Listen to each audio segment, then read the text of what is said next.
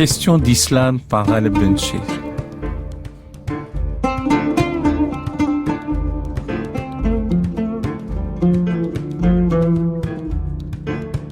Aujourd'hui, nous parlons de l'imama au féminin, les imams femmes. C'est une idée qui a l'air de surprendre, alors qu'en réalité a déjà une inscription dans l'histoire contemporaine et même à travers l'histoire.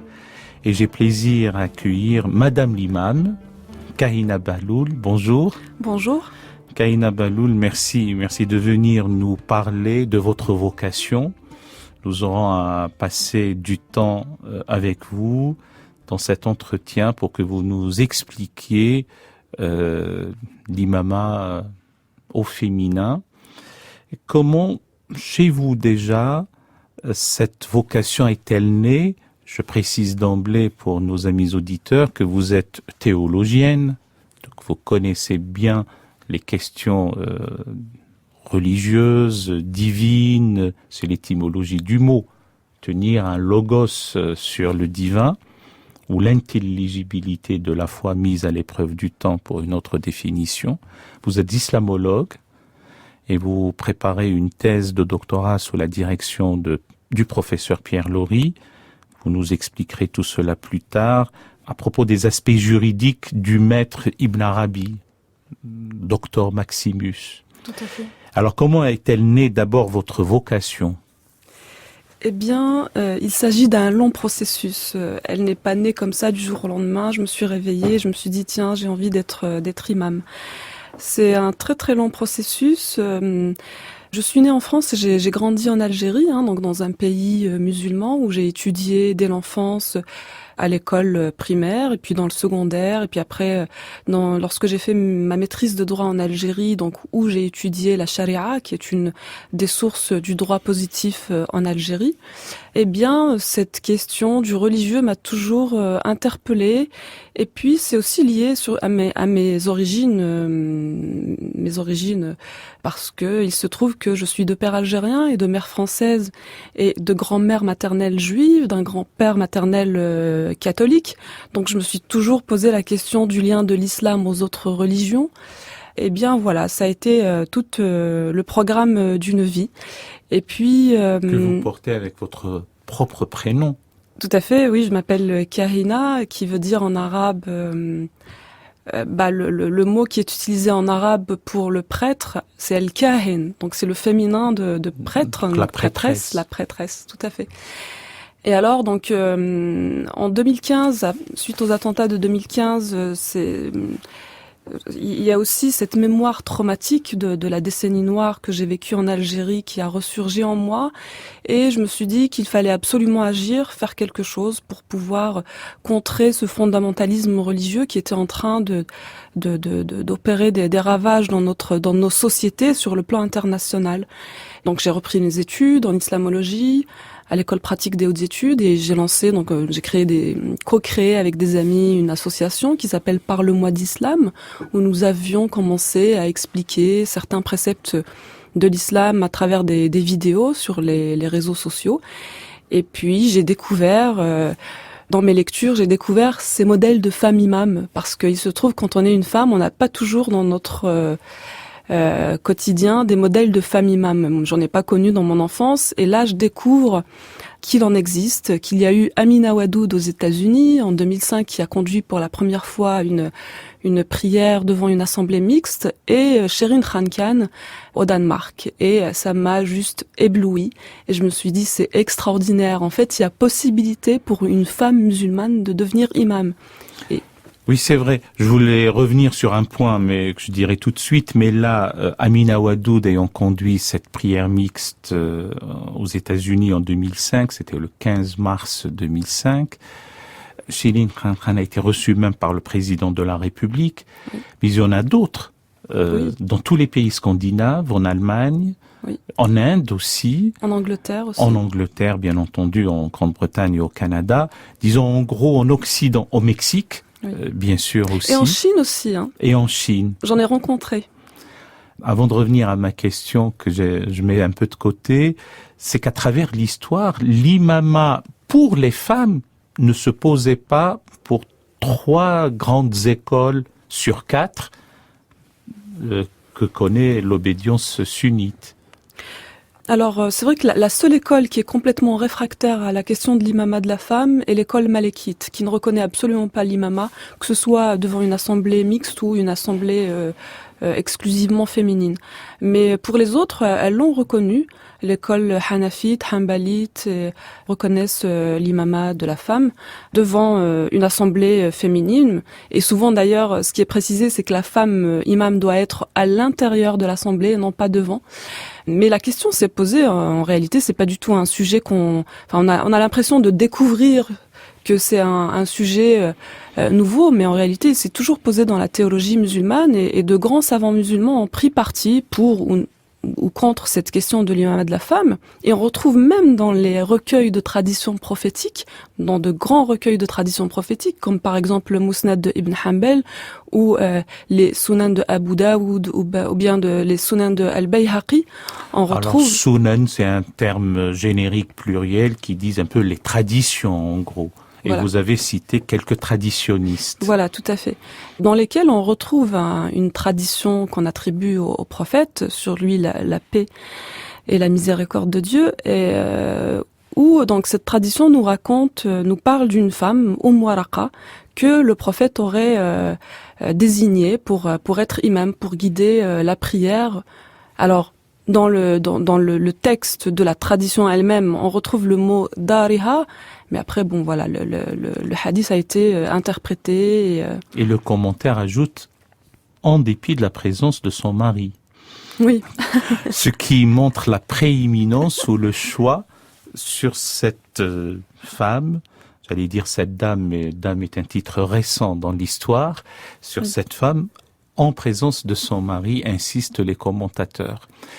Ma question, comme ça on l'aura réglé, vous avez dit que vous avez fait des études de droit et vous avez étudié la charia faisant partie du droit positif. Mais la charia en tant que telle n'est pas le droit strictement religieux. C'est une compréhension et une interprétation du droit d'inspiration religieuse qu'on a mis sous le vocable de charia. Oui, tout à fait. Il y a souvent confusion et... une mauvaise compréhension du mot sharia. D'ailleurs, selon les savants, il a une utilisation complètement différente. Par exemple, je travaille sur le penseur Ibn Arabi, qui est un grand philosophe, un grand mystique. Il utilise beaucoup le mot sharia, mais pour lui, le mot sharia veut dire voie spirituelle, et non pas du tout un droit avec des règles qui dicteraient ce qu'est le licite ou l'illicite. Pas du tout. Et cette acception un peu drastique, rappelons-le, n'est que récente dans l'histoire. Alors quand on dit récente, c'est peut-être au tournant du 19e, 20e siècle, puis c'est venu avec l'idéologisation de la tradition religieuse islamique pour d'autres fins que spirituelles. Une autre question, Kahina Bahloul, comment expliquez-vous que en France, l'imama des femmes soit aussi tardif ? Alors que d'autres pays occidentaux, notamment, et même vous avez évoqué la Chine, l'Inde, alors on parle du Pakistan, mais là l'imama était ancré pour les femmes, ça remonte déjà à des décennies. Tout à fait. C'est vrai que c'est très étonnant de constater qu'en France, la question de l'imama est très tardive par rapport à d'autres pays, mais je crois que l'islam en France reste un islam très conservateur, qui est encore très influencé par l'islam consulaire ou l'islam des pays d'origine. Le Maghreb n'est pas très loin. Dont il faut s'affranchir. Bien évidemment. Et c'est tout l'objectif de notre démarche. Oui, donc ce conservatisme qui est très très fort dans l'islam de France, les femmes n'ont pas osé s'affranchir de ce conservatisme pour s'approprier les textes et dire que voilà, aujourd'hui on peut lire les textes indépendamment de cet islam-là, l'islam conservateur, on va dire. Alors on reviendra, si vous voulez bien, sur la démarche elle-même et puis les arguments théologiques, les fondements sur lesquels vous basez votre approche, théologiquement parlant. Mais placez-vous votre démarche dans le pluralisme, dans la palette, la gamme, j'ose dire le spectre des différentes tendances, des différentes options de l'islam d'une manière générale et en France en particulier?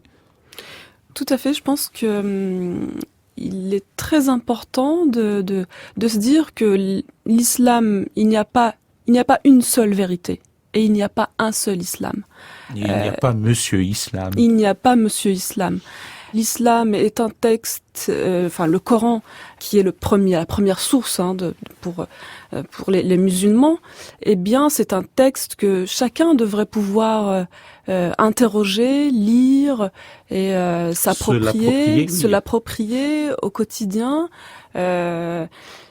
Donc oui, non, on peut pas dire qu'il y a une seule norme, un seul islam qui doit être dicté. Et d'ailleurs, la particularité de l'islam, c'est qu'il n'y a pas de clergé. L'islam, il y a ce lien direct entre le fidèle et Dieu et le divin. Donc il y a cette responsabilisation aussi du fidèle, de l'individu, qui doit interroger les textes et essayer de chercher à être dans un mouvement de recherche, je dirais perpétuel, ne jamais cesser de chercher. Et donc, quand vous disiez oui, il y a toute une palette, je dirais d'offres ou de courants. Oui, c'est normal et je dirais que c'est salutaire. Il y a même une tradition prophétique qui dit que la diversité est une miséricorde voulue par Dieu. Et on retrouve ça aussi dans les autres religions, on le retrouve dans le judaïsme, dans le christianisme. Et c'est tout à fait salutaire et ça permet aux gens de choisir le courant ou la voie qui correspond le mieux à leur conscience, leur compréhension de la vie et de la sagesse divine. Alors, vous avez dit qu'on retrouve ça dans les autres religions, et notamment les deux religions sœurs dans la famille abrahamique. Pour le judaïsme, nous avons vu cela et il ne se porte que très bien dans cette pluralité. En revanche, dans la version chrétienne catholique, nous n'avons pas encore de ministre du culte. Non, pas encore. Pas encore, soulignons le pas encore. Comment, Kahina Bahloul, lorsque vous parlez du texte coranique qu'il faut s'approprier, vous y voyez une source jaillissante qu'il faut interpréter tout le temps, avec l'absence d'un clergé, d'une structure cléricale? D'aucuns pourraient vous dire, oui, mais il ne reste que l'approche un peu charismatique. Alors, pardonnez-moi la question, vous avez un charisme auprès des fidèles qui vous suivent quand vous dirigez la prière? Forcément, en tant que leader religieux, oui, il y a des gens qui viennent faire la prière avec moi, et c'est parce qu'ils adhèrent à ma compréhension de l'islam, ils adhèrent à mon discours théologique. Oui, mais en même temps, je crois qu'il est important aujourd'hui dans la voie que nous sommes en train d'ouvrir, d'initier, qui est le courant de l'islam libéral. Et j'insiste sur le mot libéral, sur le fait que chaque individu doit garder entière et totale sa liberté de conscience. Même si, oui, on a tous besoin à un moment donné de guide, d'imam, et c'est le sens même du terme imam qui est là pour guider, pour donner quelques clés. Être à la tête et donner quelques clés. Mais je ne suis pas du tout un gourou. Moi, je ne veux absolument pas être un gourou et avoir une emprise sur les consciences des fidèles. Bien au contraire, moi, j'appelle à une spiritualité libératrice des consciences. Vous êtes, comme disent certains, et c'est la vocation de l'imam d'une manière générale, homme ou femme, comme un thérapeute de l'âme. C'est quelqu'un qui accompagne, qui libère ses consciences au lieu de culpabiliser. Vous œuvrez, notamment dans vos prêches, pour que l'être humain soit émancipé. Le sujet humain ne croule pas sous la culpabilité ou je ne sais trop quelle pesanteur religieuse. Exactement, oui. Je crois qu'on est tombé... L'islam, quand je dis islam, je généralise un petit peu, mais c'est par facilité de langage, mais je crois que ces derniers temps, on est vraiment tombé dans les travers du poids de la norme religieuse qui bride les consciences. Jusqu'à l'obsession, et puis surtout qui inculque la peur et la peur de tout ce qui est religieux. Et moi, j'ai des témoignages de femmes et d'hommes qui m'écrivent et qui me disent, mais jusque-là, pour moi, la religion était synonyme de peur, parce qu'on a tous en tête ces cassettes qui circulaient à un moment donné sur ce qu'on appelle le adhab al-qabr, le supplice de la tombe. Les tourments de la tombe, oui. Et oui, et donc les gens sont complètement terrifiés à l'idée de ce rapport à l'eschatologie qui est terrifiant. Alors que pour moi, la religion n'est pas du tout, ce n'est pas ça la religion. C'est d'abord une spiritualité qui doit nous aider à grandir, à nous réaliser en tant qu'être humain sur cette terre. Dieu n'a-t-il pas dit à propos de l'être humain qu'il est le Khalifatullah fil ard, qu'il est le lieutenant de Dieu sur terre, son successeur? Et quelle grande mission que d'être le successeur de Dieu sur terre. Oui, le vicariat de l'homme, qui est vicaire et icône de Dieu sur terre, puisqu'il est aussi à son image, c'est une notion centrale en réalité dans la théologie islamique, et vous la mettez en avant. Donc, première idée, première mission, si j'ose dire, c'est de rasséréner les consciences, des consciences apeurées, des consciences culpabilisées. Oui, je l'espère vraiment, mais vraiment attirer l'attention des gens, des fidèles, des croyants, aussi à tout cet aspect de la nature divine qui est aussi miséricorde, amour, et qu'on retrouve d'ailleurs dans le premier verset du texte coranique. Et c'est vrai que jusque-là, on a plutôt mis en avant un Dieu transcendant qui serait loin de sa création, qui serait un Dieu comptable, qui a mis en place des normes auxquelles les fidèles doivent répondre, sinon on leur promet le châtiment de l'enfer. Mais on occulte complètement l'autre versant de la nature divine qui est miséricorde, qui est l'immanence divine et qu'on retrouve beaucoup dans la spiritualité musulmane. Et en réalité, un penseur par exemple comme Ibn Arabi dit que la miséricorde divine qui relève de cette immanence divine l'emporte sur sa transcendance, parce que ne serait-ce que la prophétie par exemple fait partie de cette miséricorde divine. La prophétie, Dieu nous a envoyé des prophètes pour nous guider, pour nous rappeler à chaque fois qu'il est proche de nous. Hein, donc plus proche même que la veine jugulaire. Tout à fait. Le fameux verset 16 de la sourate 50. Kaïna Baloul, vous avez dit que ce que vous incarnez, ce que vous représentez, ce que vous voulez mettre en avant, c'est un islam, et vous avez ajouté tout de suite l'épithète libéral. Ça sous-entend qu'on ne peut pas aborder le terme, le vocable, la notion, le concept, le sujet même islam, sans qu'il y ait une épithète qui le caractérise entre le rigoriste, le radical, hélas, le violent, traditionnel, et on va couvrir ainsi toute la gamme jusqu'à ce qu'on arrive au vôtre, qui est l'islam libéral. On se retrouve un peu obligé de se définir, parce que quand on se définit pas soi-même, ce sont les autres qui se chargent de faire à votre place. Et oui, évidemment, notre islam, la lecture, disons, qu'on prône, parce que et puis il y a des islams. Pardon, c'est vous-même et les personnes qui sont avec vous. Les personnes qui sont autour de nous, bien entendu, je ne suis pas toute seule. Hein.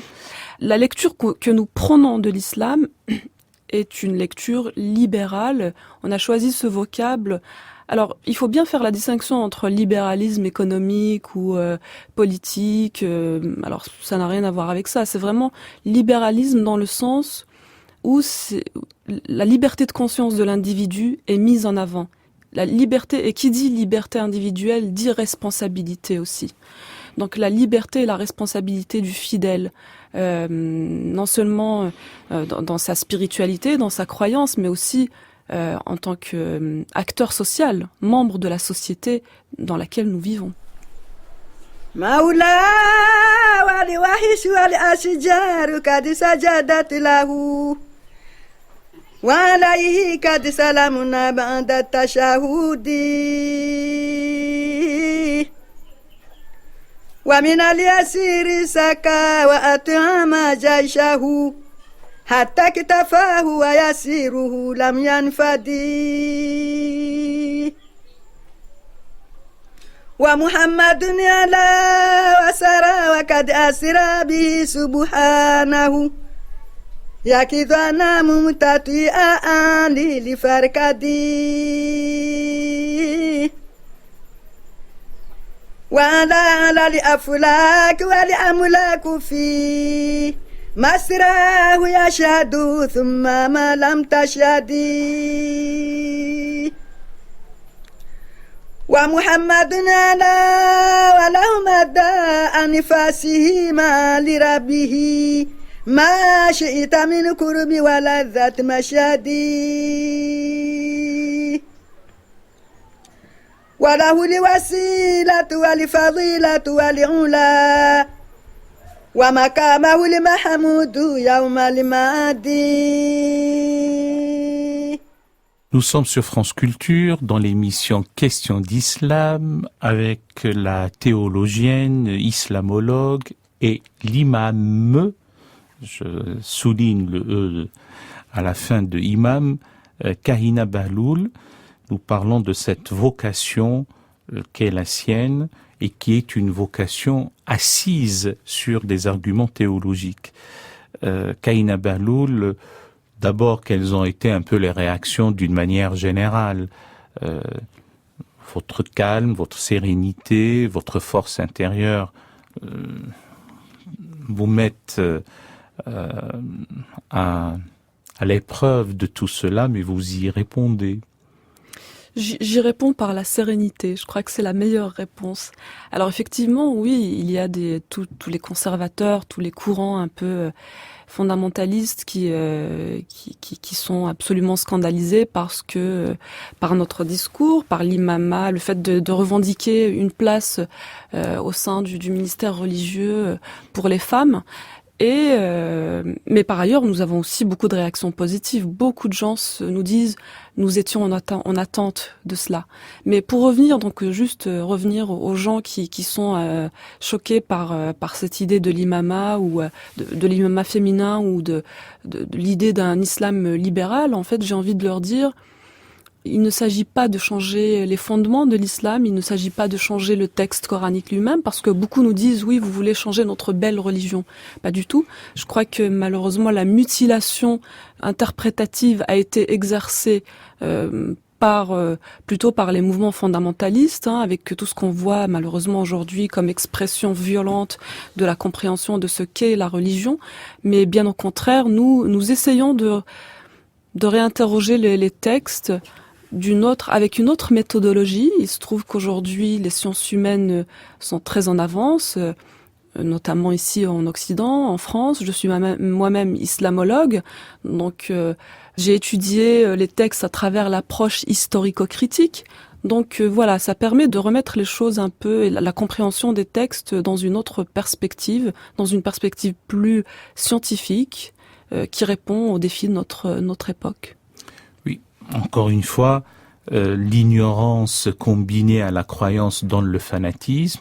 Quand on se donne la peine, pour vous ce n'est pas une peine, d'aller étudier, d'apprendre, ça ouvre des perspectives. Quel est l'intérêt pour vous d'étudier l'œuvre du grand maître Ibn Arabi? Rappelons, 1165 à Murcie, 1240 à Damas. Il n'a fait le voyage qu'une seule fois dans sa vie. Il n'est plus revenu en Andalousie. Ibn Arabi est connu comme un grand métaphysicien, grand théosophe, mystique, le plus grand maître pour certains. Mais vous vous intéressez plutôt au versant juridique de son œuvre. Oui. Et pourquoi? Alors, on méconnaît tout à fait cet aspect de la pensée d'Ibn Arabi, mais il a effectivement produit une pensée juridique. Alors, je me suis intéressée à cette pensée d'Ibn Arabi parce que Ibn Arabi est extraordinaire. Il a, en tant que mystique, en tant que théosophe, il a produit une pensée cosmologique très très très riche. C'est vraiment le théoricien de la doctrine soufie. Et en fait, Ibn Arabi parle sans cesse dans sa pensée du vivant. Donc le vivant qui est Dieu, Al-Hayy, et qui s'exprime, donc cet attribut divin qui s'exprime dans sa création, et parmi cette création, donc il y a l'être humain, donc la vie qui s'exprime en nous comment je me suis interrogée, j'ai voulu comprendre comment ce grand mystique qui parle sans cesse de vie et du vivant avec un grand V, comment il aborde la question du juridique, de la normativité religieuse qui aujourd'hui est tombée est pour moi morte en fait. On est juste en train de recycler une pensée complètement sclérosée qui n'est plus dans le mouvement. Alors j'ai envie de comprendre, j'ai voulu comprendre comment ce penseur qui parle de vie, donc la vie qui est un mouvement perpétuel, et comment il allie donc la norme religieuse à cet aspect donc du divin qui est la vie. Alors rappelons qu'Ibn Arabi avait deux maîtresses, au sens de professeur. Donc elle n'était pas imam, elle, mais elle lui avait enseigné la connaissance qui fut la sienne. Je dis ça comme ça en passant. Il est vrai que comme source première et fondamentale, qui est la révélation coranique, le texte coranique, on a beau le compulser du premier verset jusqu'au dernier, rien ne justifie d'abord l'absence de l'imama des femmes et cette lecture machiste, phallocrate, sexiste, voire misogyne à travers l'histoire que des théologiens, des jurisconsultes, hommes, ont cru y déceler. Oui, bien sûr. Alors, ces juristes hommes, comme vous le dites, les juristes ont toujours été des hommes et ils ont cru devoir ou avoir l'exclusivité de l'interprétation du texte coranique, mais il se trouve qu'ils l'ont toujours fait sous le prisme du patriarcat, du modèle patriarcal qui met en avant l'autorité masculine sur le féminin. Et donc, ils ont toujours lu le texte coranique et ils l'ont interprété sous ce prisme du modèle patriarcal dans lequel ils ont grandi et même du modèle misogyne, j'ai envie de dire, de ces sociétés dans lesquelles ils ont évolué au Moyen-Âge et même avant. Et je crois qu'il faut vraiment être lucide là-dessus parce que il faut se dire que ces gens-là, que ces hommes-là qui ont interprété ces textes ne sont que des êtres humains et qu'ils ont leur subjectivité.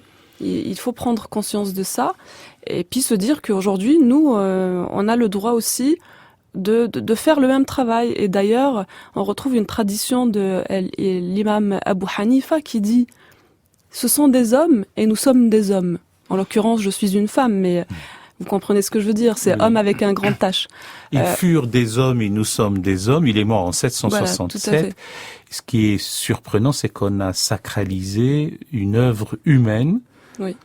Toute cette sédimentation de commentaires sur le commentaire n'est qu'une construction humaine. Et ce qui a été fait par des hommes peut être défait par d'autres hommes.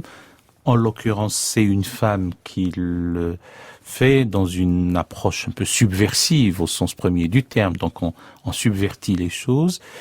Et pensez-vous, peut-être que la question est plutôt directe, que le salut du marasme ou la sortie de l'ornière dans laquelle se débattent les théologiens musulmans viennent par ce salut, cette sortie viennent par des initiatives telles que la vôtre. Oui, je pense que nous avons la responsabilité tous en tant que musulmans aujourd'hui d'entreprendre ce genre d'initiative, notamment des gens qui ont pu étudier les textes et les aborder dans le cadre notamment de la recherche scientifique, ce qui est très très important. C'est de remettre un petit peu de rationalité, un peu de méthode scientifique dans la lecture des textes et de leur interprétation. Oui, je pense que ça passera par des initiatives telles que celle-ci, et notamment par le fait aussi que des femmes s'approprient la lecture des textes et des femmes s'approprient aussi le leadership religieux. Parce que souvent la question qui m'est posée aussi, est-ce que vous, pour avoir une place en tant que femme dans le paysage religieux musulman, est-ce que vous êtes obligée d'en arriver jusque-là, jusqu'à prendre la place d'imam? Moi, je dis que oui. Parce que tant que la femme ne se positionne pas et ne partage pas de manière complètement égale le leadership religieux avec l'homme, eh bien, elle sera toujours obligée de se situer dans des fonctions subalternes, secondaires, moins importantes, et elle n'aura jamais la même légitimité pour interpréter et lire les textes. Alors, que faites-vous de mon point de vue, si j'ose donner mon avis, ces pseudo-hadiths, ces maximes, ces aphorismes du prophète qu'on lui attribue à tort, du genre un peuple ne connaîtra pas la félicité s'il confie ses affaires à une femme. On a bien vu que d'autres nations dirigées par des femmes ont connu bien la prospérité. Alors, vous dites que c'est totalement apocryphe, que c'était une fabrication de machos à une époque où on a virilisé en quelque sorte la politique ou politisé la virilité, je ne sais plus dans quel sens ça doit aller, ou simplement vous trouvez d'autres arguments qui diriment, qui pourfendent ces allégations. Oui, alors vous savez que ce hadith a été très très bien étudié par Fatima Mernissi dans un très beau livre où elle démontre d'une manière très minutieuse et très précise comment déjà au niveau de la chaîne de transmission, elle a trouvé des personnages qui étaient des personnages pas tout à fait reconnus pour leur honnêteté à leur époque. Intellectuelle, oui. Voilà, à leur époque. Et donc déjà à ce niveau-là, voilà, il y aurait beaucoup à dire. On a constitué des chaînes de transmission pour dire des paroles et les attribuer au prophète. Donc oui, évidemment, moi je considère que c'est un hadith, que c'est une tradition apocryphe dont on ne peut pas se servir. Mais après, et là je reviens encore une fois à la position de Ibn Arabi concernant le hadith, ce grand mystique. Ibn Arabi, il dit, il y a deux modes de connaissance religieux. Il y a le mode rationnel, mais il y a ce qu'on appelle pour le gnostique, en ce qui concerne le gnostique, le dévoilement. Donc c'est une connaissance qui vient par le dévoilement, par l'intuition. Et Ibn Arabi dit que le gnostique, quand il perçoit que dans un hadith il y a un non-sens, un contresens ou un problème, eh bien il doit se donner le droit et la liberté de corriger ce hadith à partir du moment où il y a un contresens et qui est juste et revenir à la sagesse, à une sorte de sagesse universelle à laquelle il a accès. Donc il y a ça, le sens. Donc pour moi c'est absolument fondamental de toujours revenir au sens du hadith et toujours donc faire attention à sélectionner les hadiths en fonction aussi de leur contradiction ou pas par rapport au texte coranique. Bien sûr. Pour l'anecdote, Fatima Mernissi, la regrettée Fatima Mernissi, paix à son âme, disait que elle l'a entendu dans la bouche d'un primeur, je crois, elle voulait acheter des légumes, il lui avait raconté ça et ça l'avait poussé à faire toute son investigation pour la véracité ou le caractère authentique ou pas de cette maxime. Revenons effectivement à un débat théologique fondamental. En cas de contradiction entre les aphorismes prophétiques et le texte coranique, le primat est au texte premier. Oui. Il n'y a aucune raison de donner la priorité à une maxime, à une parole, qui en contradiction flagrante avec le texte coranique pour les croyants musulmans. Et je vous ai entendu parler de sagesse universelle.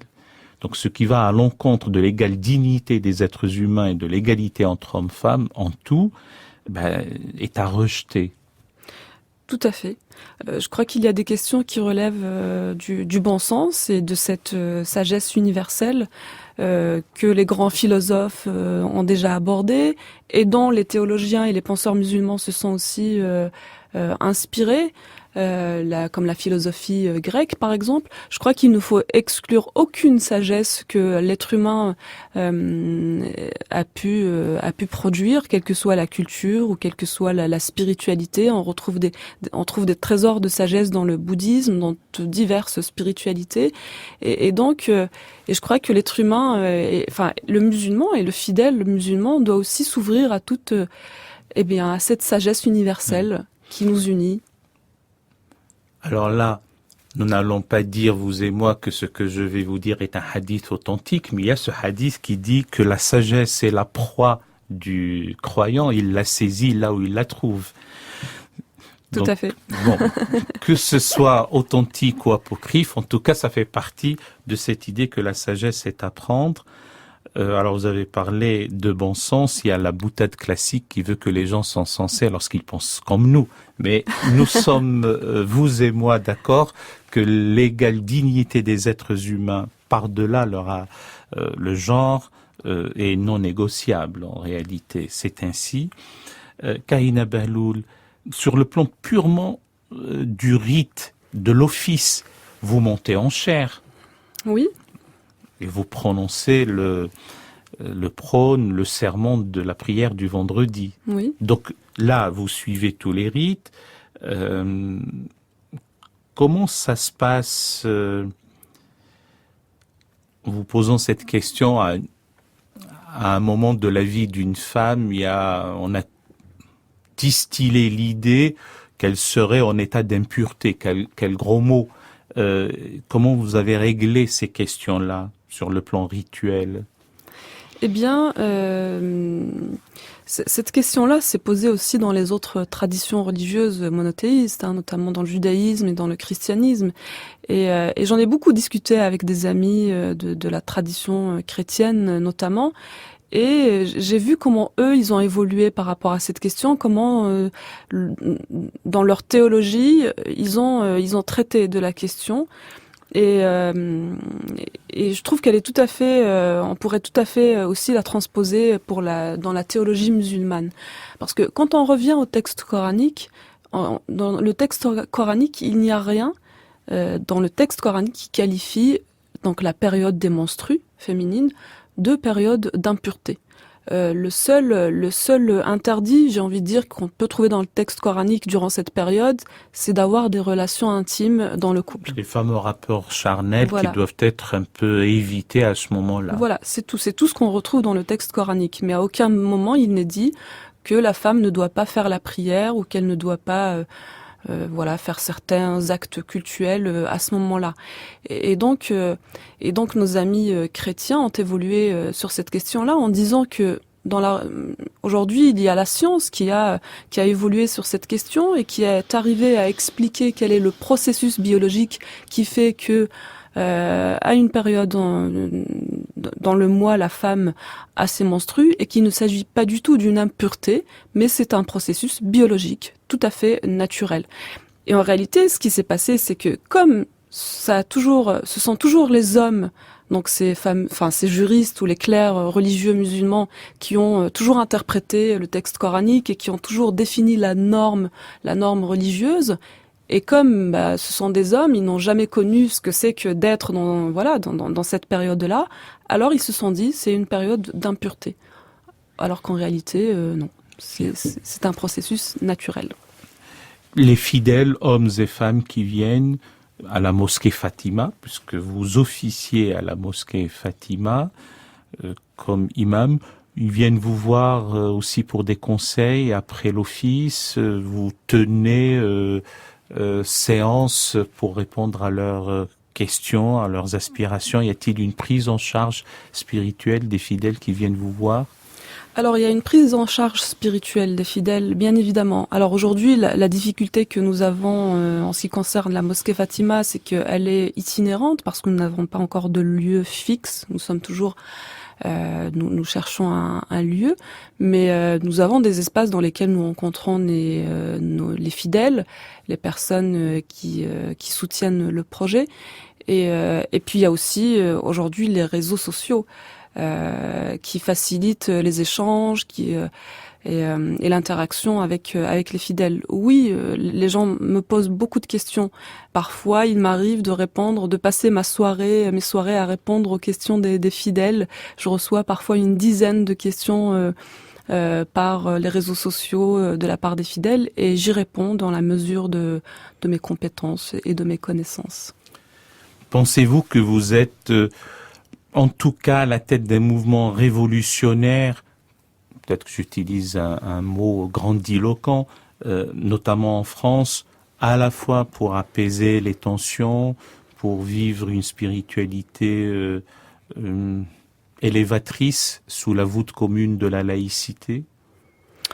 Oui, bien sûr, nous œuvrons dans ce sens, et nous espérons vraiment que ce projet puisse être un lieu pour les jeunes générations notamment, où on pourra apprendre à être dans une compréhension du religieux qui nous ouvre à l'altérité, qui promeut le vivre ensemble, et qui élève les esprits vers quelque chose vers une spiritualité inclusive, une spiritualité qui élève l'homme vers la sagesse universelle.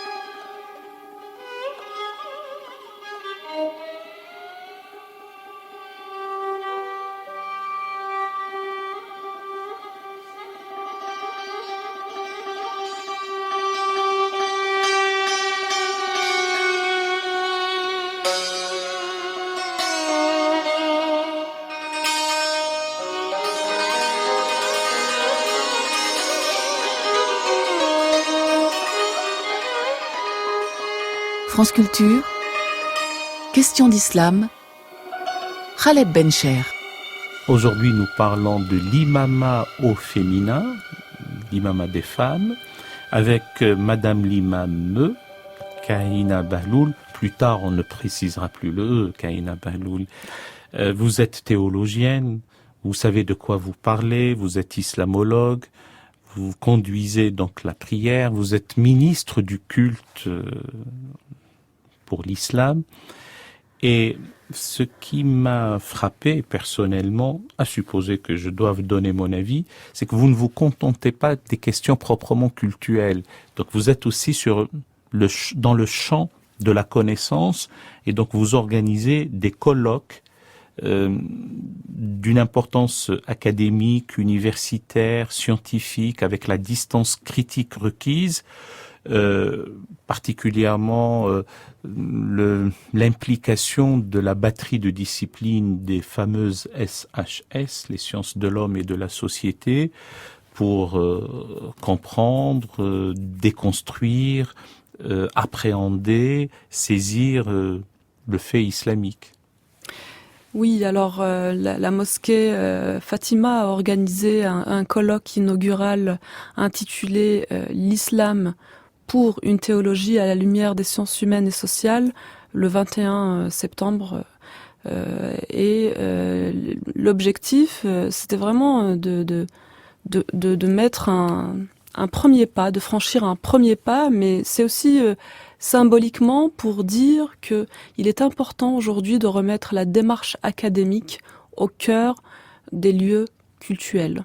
parce que le constat qu'on peut faire aujourd'hui, c'est que dans les mosquées, le discours qui est tenu dans les mosquées est un discours complètement obsolète et parfois qui frise le mythe, la magie, le superstitieux et là le merveilleux, l'extraordinaire. Nous, ce que nous aimerions faire, c'est vraiment de ramener la rationalité, la méthode scientifique, la rigueur scientifique dans la recherche, l'objectivité, le plus possible d'objectivité en tout cas, parce qu'on est quand même aussi dans un lieu, on aborde une matière cultuelle, donc forcément il y a la foi aussi qui est très subjective, qui est là, mais je pense que l'un et l'autre ne sont pas du tout incompatibles. Je pense qu'on peut être un chercheur et avoir une rigueur intellectuelle dans ses recherches et l'allier à une foi, et je crois qu'au contraire, cette démarche débarrasse la foi de tous les sédiments, de tout ce qui a pu être rajouté de manière superflue et superficielle à une foi pure. Kahina Bahloul, que répondez-vous? Vous avez donné une esquisse de réponse tout à l'heure à ceux qui parlent de l'innovation blâmable, d'ailleurs qui a asphyxié beaucoup d'esprit et de respiration à travers l'histoire récente, comme quoi il n'y a pas mieux que de rester dans une approche conforme à celle des pieux anciens. C'est la définition même du salafisme. Donc cette démarche ne relève pas d'une innovation blâmable, la vôtre, j'entends. Merci de me poser cette question parce que ça me permet de revenir. Vous me faites le coup de Georges Marchais avec ces questionneurs, mais je vous la pose. Oui, je crois que oui, il faut revenir à cette notion de salaf qu'on utilise, qu'utilisent les fondamentalistes, qui est en réalité un mouvement très récent, qui est né au 19e siècle, et de voir à quel point ils ont su manipuler les esprits des musulmans en leur faisant croire qu'ils étaient les teneurs et ceux qui avaient la meilleure compréhension de la religion musulmane, qu'ils étaient les détenteurs de la vérité absolue, de la meilleure compréhension des textes coraniques en faisant référence au salaf. Alors qu'il s'agit d'un mouvement complètement contemporain, eh bien... la bid'a est peut-être plutôt à ce niveau-là. Bid'a en arabe étant l'innovation. Oui. Alors nous, je comprends pas pourquoi on veut toujours donner une compréhension, une note péjorative à ce mot de bid'a qui est en lien aussi avec un autre mot qui est très beau, qui est l'ibda'. Bien sûr, créativité. La créativité et qui fait référence aussi à un attribut divin qui est al-mubda'. Celui qui crée, celui qui...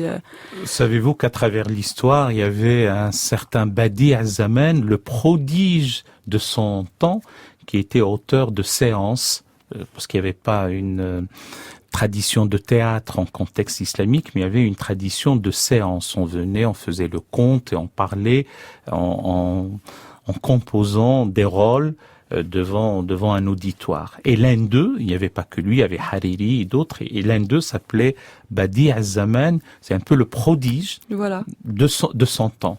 Tout à fait. Donc le mot est très beau et il est porteur. Tout à fait, il est très porteur. Et moi je vois pas pourquoi il faut absolument, dès qu'il s'agit de religion musulmane, il faut être dans cette posture où il faut s'exclure, se taire et ne pas laisser notre créativité s'exprimer, notre intellect, aller loin dans la compréhension. Pourquoi il faut toujours brider les consciences? Parce que il y a toujours cette menace donc d'être dans l'innovation blâmable, l'innovation qui irait contre le message le message de l'islam ou le message coranique ou celui du prophète. Moi, je pense qu'il y a des innovations nécessaires. Et louables, et qui sont tout à fait belles et magnifiques. La créativité de l'homme est l'expression de l'attribut divin qui vient de Dieu, qui est d'une nature divine à l'origine et qui s'exprime en nous.